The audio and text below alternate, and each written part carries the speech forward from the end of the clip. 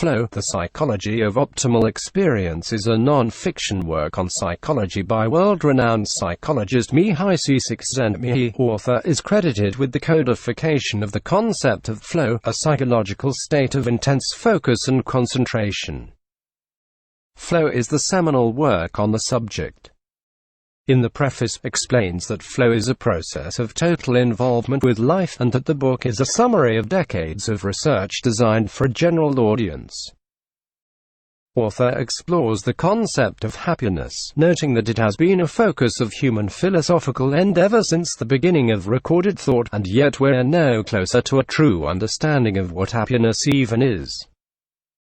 Author, concluding that happiness is a moving target and is different for everyone, questions whether studying it is even a worthwhile cause. Happiness should be considered in terms of when you are happy rather than why. He describes an experiment wherein people were given pages and buzzed randomly during the week, at which point they would write down how they felt and what they were doing. Author discovered that happiness was not random, but could be predicted based on the activities of the participants. Flow, as author defines it, is a state of intense focus and absorption wherein you lose all sense of place and time.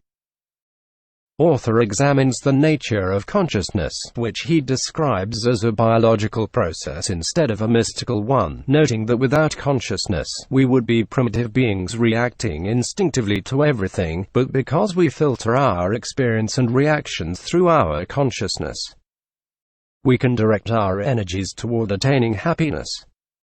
While he sees great power in our ability to create, to invent, and to lie, he cautions that he has seen no evidence of any kind of mental power or extrasensory perception. The pursuit of happiness, author concludes, involves improving the quality of our lives in a substantive way.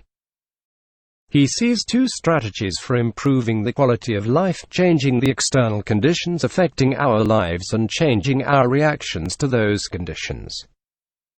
Attaining happiness, therefore, requires that we know which of these strategies to apply in a given situation.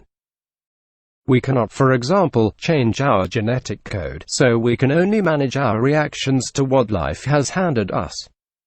The conditions of flow are examined. Author notes that flow can be achieved either through careful planning or through complete chance. If we enjoy an activity, engaging in a planned event can bring intense enjoyment. On the other hand, sometimes planned events exceed expectations and the enjoyment is unexpected. The inverse is when an unexpected event or activity results in joy, or when an event we dread turns out to be more enjoyable than expected.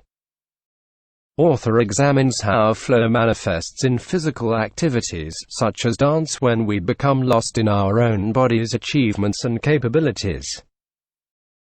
Although most people experience flow instinctively through physical activity, author notes that the mental aspect of flow is always present, whether we realize it or not. Achieving flow through mental activities is often easier. He notes that when the body is idle, the mind wanders, usually gravitating towards problems and free associates. The natural state of the mind is chaos. Flow is partly achieved by imposing structure and order on our own thoughts. New ideas are generated when we force our thoughts beyond what we already know. Everyone has work of some sort, and author explores how work becomes more enjoyable when it is made into a game-like activity with goals and rewards. Jobs should be designed to follow the same patterns as flow, but a challenge exists in that many people enjoy their work but find their free time dismal because they are not using their skills and their mind is allowed to fall back into chaos. People must learn how to impose order on their free time so that it also follows the course of flow. Flow can also be applied to our solitude and relationships with other people. We often find solitude to be a bad experience because it lacks the structure and goals that other people often supply. The key to enjoying solitude is not to distract ourselves with entertainment, but to structure our alone time with goals and activities.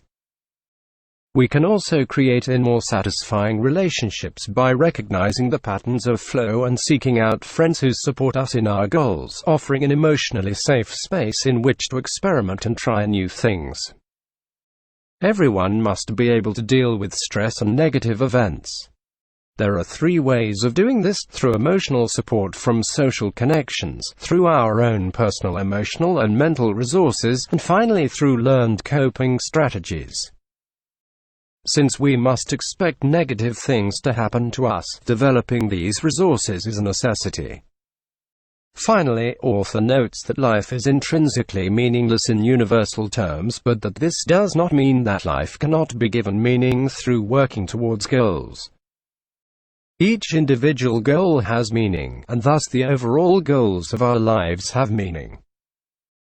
Attaining flow throughout our existence requires our choice of goals works towards a mental and spiritual effort that will keep us motivated even when we are exhausted.